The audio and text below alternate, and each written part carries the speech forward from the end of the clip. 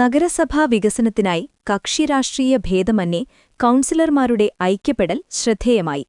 ഈരാട്ടുപേട്ട നഗരസഭ 14-ാം പഞ്ചവത്സര പദ്ധതി 5-ാം വാർഷിക പദ്ധതി കരട് പദ്ധതി രേഖാ സമർപ്പണ സെമിനാറാണ് വിവിധ കക്ഷികളുടെ ഐക്യപ്പെടൽ കൊണ്ട് ശ്രദ്ധേയമായത്. നാടിന്റെ വികസനത്തിന് പാർട്ടി വ്യത്യാസങ്ങൾ മറന്ന് തങ്ങളെല്ലാം ഒന്നിക്കുകയാണെന്ന് വിവിധ പാർട്ടികളുടെ പാർലമെന്ററി നേതാക്കൾ പറഞ്ഞു. വ്യാപാരഭവൻ ഓഡിറ്റോറിയത്തിൽ ചേർന്ന വികസന seminar chairman advocate V P. Nasar ഉദ്ഘാടനം ചെയ്തു. വികസന standing committee chairperson Afsal Ijas അധ്യക്ഷത വഹിച്ചു. ആരോഗ്യ standing committee chairperson Raina Noufal സ്വാഗതം പറഞ്ഞു. കൗൺസിലർമാരായ C P. Basith, Savad E A., Subair Vellappally, Absar Murikkolil, foster foundation chairman professor A M. Rasheed തുടങ്ങിയവർ സംസാരിച്ചു. നഗരസഭാ ഉദ്യോഗസ്ഥ ബിന്ദു പദ്ധതി വിവരണം നടത്തി. വിദ്യാഭ്യാസ standing committee chairperson Beema Nasar നന്ദി പറഞ്ഞു. മുനിസിപ്പൽ കൗൺസിലിൽ ആധികാരികമായ ഒരു അംഗീകാരം വന്നതിന് ശേഷമാണ് കരട് പദ്ധതി രേഖയുടെ അതുമായി ബന്ധപ്പെട്ടുള്ള ഒരു സമർപ്പണമാണ് ഇവിടെ നടക്കുന്നത്.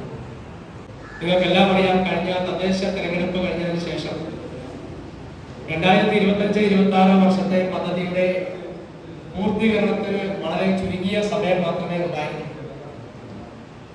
ആ സമയത്തിന് ശേഷം നിയമസഭാ തെരഞ്ഞെടുപ്പിന്റെ പെരുമാറ്റച്ചട്ടം, അതിന്റെ നോട്ടിഫിക്കേഷൻ ദിവസങ്ങൾ കഴിയുമ്പോൾ കടന്നു വരുന്നതുകൊണ്ട് അതിനു മുമ്പായി നമ്മുടെ അടുത്ത വർഷത്തേക്കുള്ള പദ്ധതി സമർപ്പിക്കണമെന്നുള്ള സർക്കാരിന്റെ തീരുമാനം വന്നതിന്റെ അടിസ്ഥാനത്തിലാണ് വളരെ തിടുക്കപ്പെട്ടു. ഈരാറ്റുപേട്ട നഗരസഭയിൽ മാത്രമല്ല, കേരള സംസ്ഥാനത്തെ എല്ലാ തദ്ദേശ സ്ഥാപനങ്ങളിലും ഇത്തരത്തിൽ വളരെ പെട്ടെന്ന് വാർഡ് സഭകളും വർക്കിംഗ് ഗ്രൂപ്പുകളും സെമിനാറും സ്റ്റാൻഡിംഗ് കമ്മിറ്റികളും കൗൺസിലും അടിയന്തര യോഗങ്ങളൊക്കെ ചേർന്ന് നമ്മളിതിന്റെ രൂപരേഖ നൽകുന്നു. നമ്മളെ സംബന്ധിച്ചിടത്തോളം ഈരാറ്റുപേട്ട നഗരസഭയിൽ നമ്മൾ കഴിഞ്ഞ ദിവസങ്ങളിൽ നടത്തിയ ചർച്ചകൾ, അത് വിവിധങ്ങളായ സ്റ്റാൻഡിംഗ് കമ്മിറ്റികളിലും വർക്കിംഗ് ഗ്രൂപ്പിലൊക്കെ വളരെ വിശാലമായ ചർച്ചകൾ നടക്കുകയാണ്. ഈ നാടിന്റെ വികസനവുമായി ബന്ധപ്പെട്ടുള്ള എല്ലാ മേഖലകളിലും എത്തിപ്പെടേണ്ടതായിട്ടുള്ള വികസനങ്ങൾ എന്താണ് എന്നുള്ള ചർച്ചകളാണ്. ആ ചർച്ചകളുടെ അതിന്റെ റിസൾട്ട് എന്നോണം അതിൽ നിന്നും ആവശ്യമായിട്ടുള്ള എല്ലാ പോയിന്റുകളും ഘടകങ്ങളും ചേർത്തുകൊണ്ടാണ് നമ്മളൊരു പദ്ധതിയുടെ കരട് പദ്ധതി നമ്മൾ രൂപീകരിച്ചിട്ടുള്ളത്. അതിന്റെ അംഗീകാരത്തിനായി വികസന സെമിനാർ കൂടുമ്പോൾ അടുത്ത ദിവസം തന്നെ അന്തിമ പദ്ധതിയുടെ രൂപീകരണവും അതിന്റെ തീരുമാനവും നഗരസഭാ കൗൺസിൽ ചേർന്ന് എടുക്കുന്നതോടുകൂടി അടുത്ത വർഷത്തേക്കുള്ള പദ്ധതിയുടെ പ്രവർത്തനങ്ങളുടെ തുടക്കമാണ്. തന്നെ നമ്മുടെ ഈ ഒരു ഭരണകാലയളവിൽ ഈ 5 വർഷക്കാലത്തേക്ക് നഗരസഭയിലെ എല്ലാ റോഡുകളും എല്ലാ വർഷവും മെയിൻ്റനൻസ് നടത്തി പോവുക എന്നുള്ള ഒരു തീരുമാനം, ആ ഒരു നല്ല തീരുമാനം നമ്മൾ കൗൺസിൽ എടുക്കുകയുണ്ടായി. അപ്പോൾ 5 വർഷക്കാലം ഈരാറ്റുപേട്ടയിലെ ഒരു റോഡും കുണ്ടും കുഴിയുമായി കിടക്കാതെ ഗട്ടർ ചാടാത്ത ആളുകൾ യാത്ര ചെയ്യുന്ന ഒരു സാഹചര്യം ഉണ്ടാക്കുക എന്നുള്ളതാണ് നമ്മുടെ ഏറ്റവും പരമപ്രധാനമായിട്ടുള്ള ഒരു വർധനമായി. പൊതു റോഡുകൾ എന്ന് പറയുന്നത് 29 കൗൺസിലർമാരുടെയും റോഡാണ് ഈ നാടിന്റെ മൊത്തത്തിലുള്ള ഒരു പൊതു സ്വത്താണ്. അപ്പൊ അതിനു വേണ്ടിയിട്ട് നമ്മൾ ഏതാണ്ട് 55 ലക്ഷം രൂപയോളം പൊതു റോഡുകളുടെ ടാറിംഗ് മെയിൻ്റനൻസിന് മാത്രം, പ്രധാനപ്പെട്ട 18 റോഡുകൾക്കുള്ള ടാറിംഗ് മെയിൻ്റനൻസിന് വേണ്ടി നമ്മൾ ഏതാണ്ട് 55 ലക്ഷം രൂപയോളം ഫണ്ട് മാറ്റി വെച്ചിട്ടുണ്ട്. ഗവൺമെന്റിന്റെ അമൃത് കുടിവെള്ള പദ്ധതി കേന്ദ്ര സർക്കാരിന്റെയും സംസ്ഥാന സർക്കാരിന്റെയും പ്രാദേശിക ഭരണകൂടം എന്ന നിലയിൽ നഗരസഭയുടെയും ഫണ്ട് ഉൾപ്പെടുത്തിക്കൊണ്ട് നടത്തുന്ന ഒരു കുടിവെള്ള പദ്ധതിയാണ് അമൃത് കുടിവെള്ള പദ്ധതി. ആ കുടിവെള്ള പദ്ധതിക്ക് വേണ്ടി 1 കോടിയിലധികം തുക, അതിന്റെ കൃത്യമായ തുക ഷെഡ്യൂൾ ചെയ്ത് വരുന്നതേ ഉള്ളൂ. എന്തായാലും 1 കോടിയിൽ കുറയാത്ത തുക നമ്മൾ ഈ വർഷത്തെ ബജറ്റിൽ പദ്ധതിയിൽ ഉൾപ്പെടുത്തിയാൽ മാത്രമേ അതിന്റെ പ്രവർത്തനങ്ങൾ മുന്നോട്ട് പോവുകയുള്ളൂ. നമ്മുടെ നാട് ഒരു ശുചിത്വ നഗരമാക്കി മാറ്റണം എന്നുള്ളൊരു വലിയ സ്വപ്ന പദ്ധതിയാണ്. അതിനു വേണ്ടിയിട്ട് നമ്മൾ ധാരാളം പ്രവർത്തനങ്ങൾ തുടങ്ങിക്കഴിഞ്ഞു. എല്ലാ പ്രദേശങ്ങളും നമ്മുടെ പാതയോരങ്ങൾ വൃത്തിയാക്കുക, അതുപോലെ തന്നെ കൈത്തോടുകളും മീനച്ചിലാറും ഒക്കെ വൃത്തിയാക്കുക. അതോടൊപ്പം അതിന് ഏറ്റവും പ്രധാനപ്പെട്ട ഒരു കാര്യമാണ് മാലിന്യ സംസ്കരണത്തിന് വേണ്ടി സ്ഥലം വാങ്ങുക. നമുക്ക് KSWMP അടക്കമുള്ള ഡിപ്പാർട്ട്മെന്റിൽ നിന്നും അതിന്റെ പ്രോജക്റ്റിൽ നിന്നും നമുക്ക് വേൾഡ് ബാങ്ക് കൃത്യമായ തിരിച്ചടവില്ലാത്ത തന്നെ ഗ്രാന്റ് ഫണ്ട് ലഭ്യമാക്കും, കോടിക്കണക്കിന് രൂപ ഫണ്ട് ലഭ്യമാക്കുന്ന ഒരു സാഹചര്യം. പക്ഷെ ആ ഫണ്ട് ലഭ്യമാക്കണമെങ്കിൽ നമുക്ക് മതിയായിട്ടുള്ള സ്ഥലം, അതിനുള്ള പ്ലോട്ട് വേണ്ടതുണ്ട്. അതുകൊണ്ട് സ്ഥലം വാങ്ങാൻ വേണ്ടിയും അതിനാവശ്യമായിട്ടുള്ള ഫണ്ട് തുക കാണിച്ചിട്ടില്ല. എത്രയാണോ ഫണ്ട്, അതായത് നമ്മൾ 4 ഏക്കർ സ്ഥലം കരുതുകയാണെങ്കിൽ ആ സ്ഥലത്തിന്റെ ഫെയർ വാല്യൂ എത്രയാണ്, ആ ഫെയർ വാല്യൂ കൃത്യമായി നമ്മൾ നഗരസഭ ഫണ്ടിൽ പെടുത്തിയാൽ മാത്രമേ ആ സ്ഥലം പർച്ചേസ് ചെയ്യാൻ പറ്റുള്ളൂ. അതിനു വേണ്ടിയിട്ടുള്ള ശ്രമം നഗരസഭയ്ക്കുള്ളിലോ നഗരസഭയോട് ചേർന്നുള്ള മറ്റു പ്രദേശങ്ങളിലോ നമ്മൾ അതിനുള്ള ശ്രമം നടത്തിയിട്ട് ഈ വർഷം തന്നെ ആ സ്ഥലം വാങ്ങുന്നതിനുള്ള വലിയ പരിശ്രമത്തിന്റെ ഭാഗമായിട്ട് നമ്മൾ ചെയ്യാം. പ്രൈവറ്റ് ബസ് സ്റ്റാൻഡ് നിർമ്മാണം എന്ന് പറയും. പ്രൈവറ്റ് ബസ് സ്റ്റാൻഡ് നമുക്കറിയാം, കഴിഞ്ഞ ഭരണസമിതി അത് കാലഹരണപ്പെട്ട ഘട്ടമായതുകൊണ്ട് അത് പൊളിച്ചു നീക്കേണ്ട സാഹചര്യം ഉള്ളതുകൊണ്ട് കഴിഞ്ഞ ഭരണസമിതി കൃത്യമായി അതിനുള്ള പേപ്പർ വർക്കുകൾ നീക്കി ഡോക്യുമെന്റേഷൻ ചെയ്ത കെട്ടിടം പൊളിച്ചു നീക്കി അവിടെ ഇപ്പോൾ ഗ്രൗണ്ടായി കിടക്കുകയാണ്. ഈ ഭരണസമിതിയുടെ 1ാമത്തെ സാമ്പത്തിക വർഷം തന്നെ ആ ബസ് സ്റ്റാൻഡിന്റെ നിർമ്മാണം ആരംഭിക്കേണ്ടതായി. അത് കൃത്യമായും വായ്പ എടുത്ത് മാത്രമേ ആ KURDFC ആ കോർപ്പറേഷനിൽ നിന്നും സംസ്ഥാന സർക്കാരിന്റെ അല്ലെങ്കിൽ കേന്ദ്ര സർക്കാരിന്റെ ഒക്കെ സഹകരണത്തോടുകൂടി നഗരസഭകൾക്ക്, തദ്ദേശ സ്ഥാപനങ്ങൾക്ക് വായ്പ നൽകുന്ന ആ ഒരു സ്കീമിൽ നിന്നും വായ്പ എടുത്ത് മാത്രമേ നമുക്ക് ബസ് സ്റ്റാൻഡ് പണിയാൻ നിർവാഹമുള്ളൂ. ആ വായ്പ വാങ്ങുമ്പോൾ നഗരസഭയുടെ വിഹിതം എന്ന നിലയിൽ അതിന് ഏതാണ്ട് 1 കോടിയിലധികം രൂപ നമുക്ക് മാറ്റിവെക്കേണ്ടതായിട്ടുണ്ട്. ആ തുകയും ഈ വർഷത്തെ പദ്ധതിയിൽ ഉൾപ്പെടുത്തിയിട്ടുണ്ട്. നഗരസഭ ലൈബ്രറി മാർക്കറ്റ് റോഡിലെ ഒരു നമ്മുടെ ഷട്ടറിനകത്താണ്. അത് നമുക്ക് നല്ല ഒരു സ്ഥലത്തേക്ക് മാറ്റി മനോഹരമായ ഒരു ലൈബ്രറിയാണ്. വായന ശീലമുള്ള ആളുകൾക്ക് വന്ന് പുസ്തകം വായിക്കാറുള്ളത് മനസ്സ് തോന്നുന്ന രീതിയിലേക്കുള്ള ഒരു ആംബിയൻസ് തോന്നുന്ന രീതിയിലേക്കുള്ള മനോഹരമായ ലൈബ്രറിക്ക് നമുക്ക് പണിയേണ്ടതായിട്ടുണ്ട്. പിന്നെ നഗരസഭയിലെ വിവിധ വാർഡുകളിൽ നമുക്ക് ചെയ്യേണ്ടതായിട്ടുള്ള കോൺക്രീറ്റ് റോഡുകളുണ്ട്, അതിനുള്ള ഫണ്ടുകൾ വെച്ചിട്ടുണ്ട്. അതുപോലെ ചെറിയ ജലസേചന പദ്ധതികളുടെ മെയിൻ്റനൻസിന് വേണ്ടിയിട്ടുള്ള ഫണ്ടുകൾ നമ്മൾ വെച്ചിട്ടുണ്ട്. നിലവിലുള്ള മാലിന്യ സംസ്കരണ പ്ലാന്റ് ദേവരവാറയിൽ പ്രവർത്തിക്കുന്ന പ്ലാന്റിന് വേണ്ടിയിട്ടുള്ള പ്രവർത്തനങ്ങൾക്ക് വേണ്ടി ഫണ്ട് വെച്ചിട്ടുണ്ട്. ആരോഗ്യ മേഖലയിൽ ഞാൻ ഈ പറഞ്ഞ മാലിന്യ സംസ്കരണം കൂടാതെ ഗവൺമെന്റ് ആശുപത്രിയിലേക്ക് ആവശ്യമായിട്ടുള്ള എല്ലാ സൗകര്യങ്ങൾക്കും വേണ്ടി ഫണ്ട് വെച്ചിട്ടുണ്ട്. നമ്മുടെ നടക്കലും വടക്കേക്കര കടുവാമുറിയിലുമുള്ള വെൽനസ് ക്ലിനിക്കിലേക്കും ഹെൽത്ത് സെന്ററിലേക്കുമുള്ള ആവശ്യമായിട്ടുള്ള ഫണ്ടുകൾ നമ്മൾ മാറ്റിവെച്ചിട്ടുണ്ട്. അതുപോലെ തന്നെ മറ്റ് വിദ്യാഭ്യാസത്തിൽ നമ്മുടെ സ്കൂളുകൾ എന്ന് പറഞ്ഞാൽ government higher secondary, government high school, government LP school അടക്കമുള്ള വിദ്യാഭ്യാസ സ്ഥാപനങ്ങൾക്ക് അവരെന്താണോ ഈ വർഷം ആവശ്യപ്പെട്ടത് അതെല്ലാം വിദ്യാഭ്യാസ അതെല്ലാം നമ്മുടെ പ്രൊജക്റ്റിൽ ഉൾപ്പെടുത്തിയിട്ടുണ്ട്. അതുകൂടാതെ വിദ്യാഭ്യാസ സമിതി കഴിഞ്ഞ ദിവസം നമ്മുടെ പ്രൊഫസർ A.M. ബഷീർ സാറിന്റെയും അതുകൂടാതെ ഖത്തറിൽ ജോലി ചെയ്യുന്ന ഷമീർ വലിയവട്ടിലെ നേതൃത്വത്തിൽ നമ്മളൊരു വിദ്യാഭ്യാസ സമിതി കൂടിയിരുന്നു.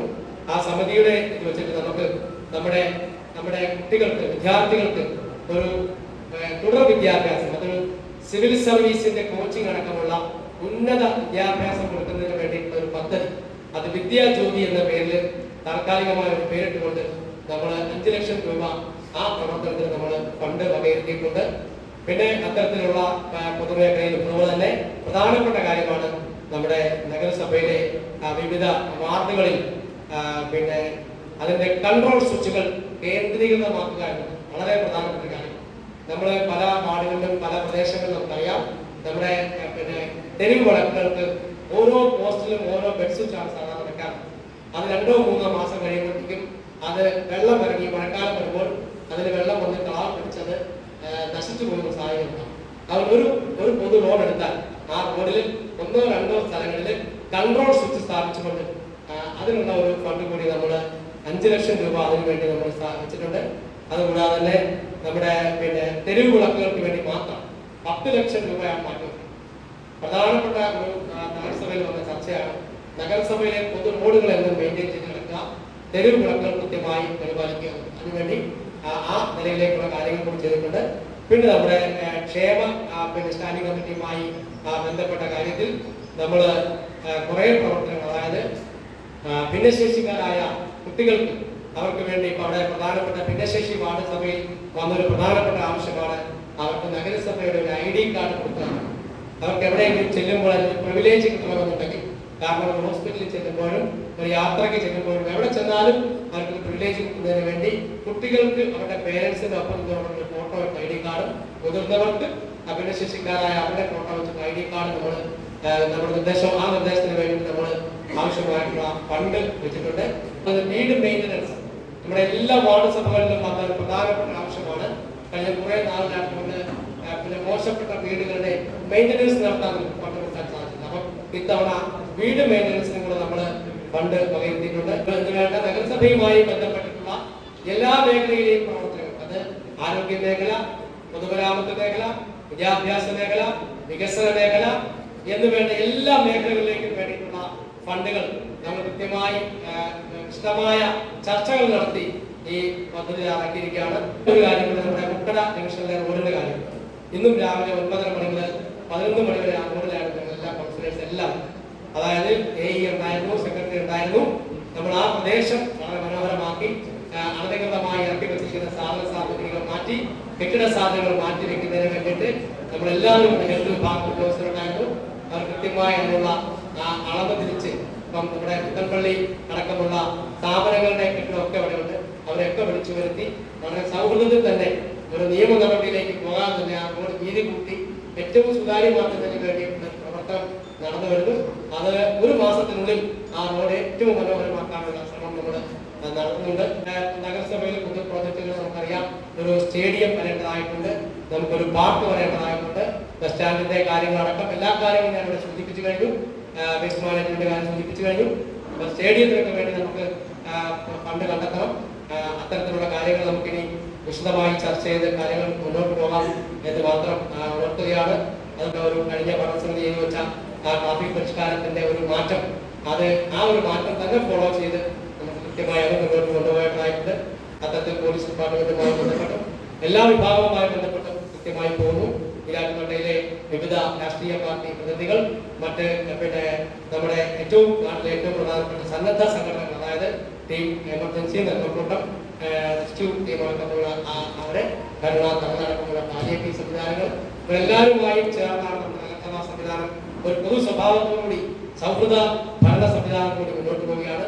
നിങ്ങൾ എല്ലാവരുടെയും പിന്തുണ ഉണ്ടാവണമെന്ന് മാത്രം ഉണർത്തിക്കൊണ്ട് ഈ പരിപാടി ഔദ്യോഗികമായി ഉദ്ഘാടനം ചെയ്തതായി പ്രഖ്യാപിക്കട്ടെ.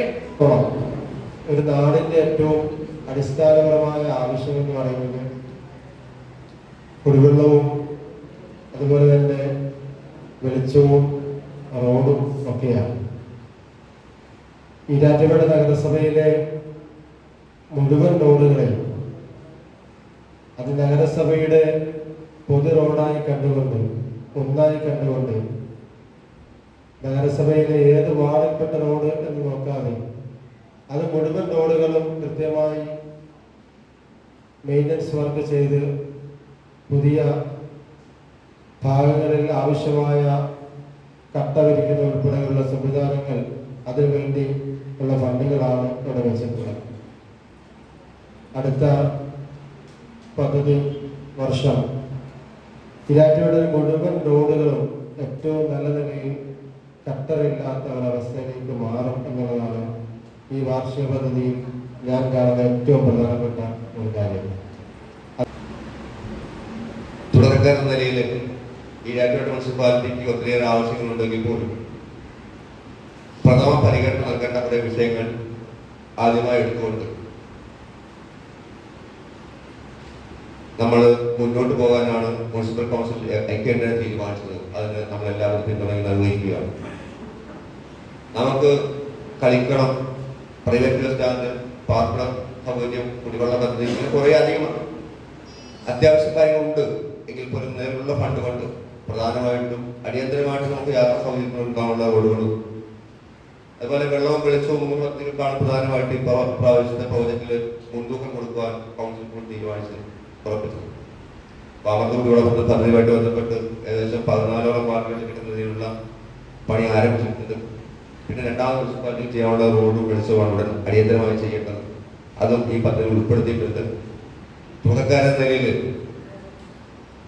ഈരാറ്റുപേട്ട മുനിസിപ്പാലിറ്റിയുടെ ഉന്നമനത്തെ പറ്റിയുള്ള പ്രോജക്റ്റുകളും ഉന്നത പ്രവർത്തനങ്ങളിലും കൂടി നിൽക്കുകയും അതോടൊപ്പം സഹകരിക്കുക എന്നുള്ളതാണ് നമ്മുടെ കർത്തവ്യം നമ്മൾ വിശ്വസിക്കുന്നു. കാരണം തുടക്കത്തിലെ പ്രതിപക്ഷത്തിരിക്കുന്നതുകൊണ്ട് വിമർശനം എന്നതിലുപരി വിമർശിക്കുന്നതിനേക്കാൾ ഉപരി നമ്മളെ കൊണ്ട് കൂടുതൽ എന്ത് ചെയ്യാൻ ഈ നാടിന് വേണ്ടി പുരോഗതിന് വേണ്ടി ചെയ്യാം എന്ന ചർച്ചകളിൽ പങ്കെടുക്കുകയും അങ്ങനെയുള്ള തീരുമാനങ്ങൾക്ക് പൂർണ്ണമായ പിന്തുണ അറിയിക്കുകയും ചെയ്യുകയാണ്.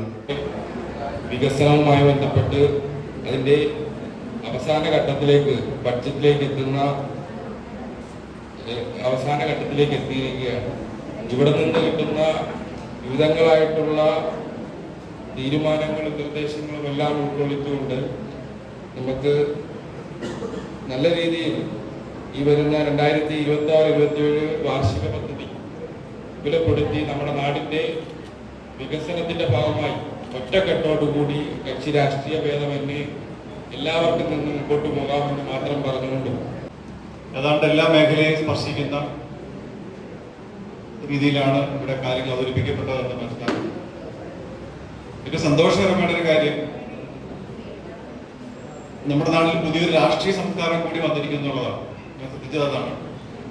ഇവിടെ ഭരണകക്ഷിയിലുള്ള ആളുകളല്ലാതെ, ഭരണകക്ഷി പ്രതിപക്ഷം എന്നൊരു പ്രയോഗം തന്നെ പാടില്ലെന്നാണ് പ്രത്യേകിച്ചും മുനിസിപ്പാലിറ്റി പഞ്ചായത്തുകളൊക്കെ അങ്ങനെയാണ് അതിൻ്റെ സിദ്ധാന്തം അങ്ങനെയാണ്. എങ്കിലും 2 മുന്നണികളായോ 3 മുന്നണികളായോ മത്സരിച്ചിരുന്നവർ എല്ലാവരും കൂടി ഇങ്ങനെയൊന്നും അല്ല, ഈ നാടിന് വേണ്ടി ഒറ്റക്കെട്ട നിൽക്കേണ്ടതുണ്ട് എന്ന് പ്രഖ്യാപിക്കുന്ന ഒരു മനോഹരമായ മുഹൂർത്തം കൂടിയായിരുന്നു ഇതെന്നുള്ളതാണ്. ആർത്തിലാണ് ഞാനിത് പ്രാധാന്യത്തെ കാണുന്നത്. 2 കാര്യങ്ങളെക്കുറിച്ച് മാത്രം പറയട്ടെ. ഒന്ന്, കുടിവെള്ള പദ്ധതിയെക്കുറിച്ച് ഇവിടെ പറഞ്ഞു, അമൃത പദ്ധതിയെക്കുറിച്ച് പറഞ്ഞു. കേരളത്തിൽ ശുദ്ധീകരിച്ച് വെള്ളം കിട്ടാത്ത ഏക മുനിസിപ്പാലിറ്റി ഈരാറ്റുപേട്ടയാണ്.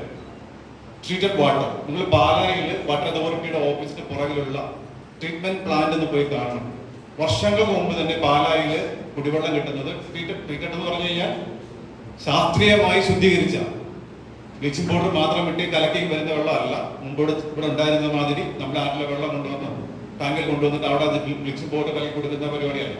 കൃത്യമായ വളരെ ശാസ്ത്രീയമായ രീതിയിലുള്ള ട്രീറ്റ്മെന്റ് ഓഫ് വാട്ടർ ട്രീറ്റ്മെന്റ് നടന്നിരുന്ന സ്ഥലം പാലക്കാടാണ്. അങ്ങനെ എല്ലാ മുനിസിപ്പാലിറ്റികളിലും ഇങ്ങനെ ഒരു സംവിധാനം ഇവിടെ മാത്രമാണ് ഇല്ല. പക്ഷേ അതിന്റെ ഒരു പരിഹാരമായിരിക്കുന്നു അമൃത കുടിവെള്ളത്തിൽ വരുന്നു. ഇപ്പോൾ മലങ്കര ഡാമിൽ നിന്ന് വെള്ളം നീലൂർ കൊണ്ടുവന്ന് നീലൂർ ട്രീറ്റ് ചെയ്ത വെള്ളം വെട്ടിപ്പറമ്പിൽ വരുന്നു. വെട്ടിപ്പറമ്പിൽ നിന്ന് നമ്മുടെ തെരുവാറിൽ നിന്ന് 1500 വീടുകളിൽ 7 മുതൽ 21 വാർഡ് വരെ ആദ്യം കിട്ടാമെന്ന്. പിന്നീട് അത് കാരണം അതിന്റെ പിന്നിൽ ഒരു 1.5 വർഷത്തെ ഞങ്ങളുടെ ഒരു ഗ്രൂപ്പിന്റെ അധ്വാനം ഉള്ളതാണ്. എല്ലാ ഓഫീസുകളിലും ഇറങ്ങി നടന്നിട്ട് തന്നെയാണ് അതിന്റെ ഓർഡർ സമ്പാദിച്ചത്. നമുക്ക് പാല ഓഫീസ് മുതൽ തിരുവനന്തപുരം ഓഫീസ് വരെയുള്ള ഓഫീസിൽ കയറിറങ്ങി അതിന്റെ പുറകെ പോയിട്ട് തന്നെയാണ് 20 കോടി രൂപ തീർച്ചയായിട്ടും മുനിസിപ്പാലിറ്റിയുടെയും മന്ത്രിയുടെയും MLA ഒക്കെ പിന്തുണ അതിനകത്ത് ഉണ്ടായിരുന്നു. എങ്കിലും അതിനുവേണ്ടി കൃത്യമായി ഫോളോ അപ്പ് നടത്താൻ കഴിയുന്ന ഒരു കാര്യം എന്ന നിലയിൽ അതിനകത്ത് പ്രധാനപ്പെട്ട പ്രവർത്തിച്ച ഒരു സംഘത്തിന്റെ നേതാവെന്ന നിലയ്ക്ക് അല്ലെങ്കിൽ അതിന്റെ ഒരു ചെയർമാൻ എന്ന നിലയ്ക്ക് കൂടി എനിക്കതിനകത്ത് വലിയ സന്തോഷമുള്ള കാര്യമാണ്. അത് മാത്രമല്ല മറ്റൊരു കാര്യം കൂടി, ഈരാറ്റുപേട്ട നഗരത്തിൽ നഗരം ഇരുട്ടിലാണ്.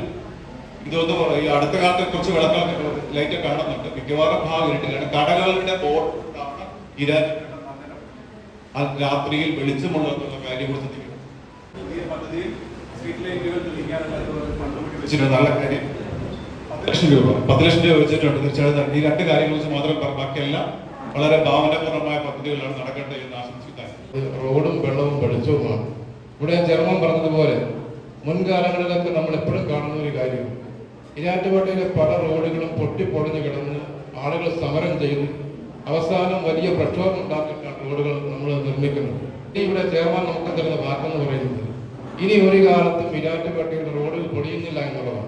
ഓരോ വർഷം മുമ്പേ ഫണ്ടുകൾ വെച്ച് വരാൻ പോകുന്ന മഴയത്ത് റോഡ് പൊളിയുമെന്നുള്ള ബോധ്യത്തിൽ ആ നിലയിൽ നമ്മൾ മുമ്പേ നടന്നാൽ ഞാൻ പറയുന്ന റിസൾട്ട് ഉണ്ടാക്കാൻ കഴിയും. നഗരത്തിലൊരു ഒരു പാർക്ക് ആവശ്യമാണ്. ഞാൻ ഉഡ്ലാൻഡിന്റെ ആ ഭാഗം പിഴപ്പിഴ സ്ഥലമാണെങ്കിൽ കൂടി നമുക്ക് അവിടെ ഒരു ചെറിയൊരു 4 മണിക്കാരൻ എന്നൊക്കെ പറയുന്ന പോലെയുള്ള ഒരു സംഭവം ഉണ്ടാക്കി വെച്ചാൽ വലിയ ഭംഗിയാകും. അതുകൊണ്ട് ഉഡ്ലാൻഡ് ഭാഗത്താണ് ഇപ്പോൾ സ്ഥലവുമുണ്ട്. അപ്പൊ ആ നിലയിൽ അവിടെ ഒരു 4 മണിക്കാരൻ എന്നൊക്കെ പറയുന്ന പോലെയുള്ള ഒരു സംഭവം ഉണ്ടാക്കാനുള്ള നിർദ്ദേശം കൂടി നമ്മുടെ സൂചിപ്പിക്കുന്നു. ഈ നാടിന്റെ എല്ലാ കോണും എന്റേതാണ് എന്ന കൺസെപ്റ്റ് ഈരാറ്റുപേട്ട മുനിസിപ്പലിലെ പാർട്ടിയിലെ 29 കൗൺസിലർമാരെ കൊണ്ടും അങ്ങനെ ഒരു മൈൻഡ് സെറ്റ് ആക്കുക എന്നുള്ളതാണ് ചെയർമാൻ എന്ന നിലയിൽ എൻ്റെ ഒരു ലക്ഷ്യം. ഈ നഗരസഭയിലെ എല്ലാ കോണും എല്ലാ വാർഡും എല്ലാ കരയും എല്ലാ പ്രദേശവും ഞാനും കൂടി ഉൾപ്പെടുന്നതാണ്. എൻ്റെ വാർഡിൽ മാത്രം റോഡ് വന്നാൽ പോരാ, എൻ്റെ വാർഡിൽ മാത്രം കുളിക്കട വന്നാൽ പോരാ, എൻ്റെ വാർഡിൽ മാത്രം എല്ലാം വന്നാൽ പോരാ. ഇരാറ്റുപേട്ട നഗരസഭയിലെ എല്ലായിടത്തും എല്ലാം മാറണമെന്നുള്ളതാണ്. തീർച്ചയായിട്ടും ആ നിലയിൽ നല്ല പദ്ധതികളുമായി മുന്നോട്ട് പോകാമെന്ന് ഉണർത്തുകയാണ്.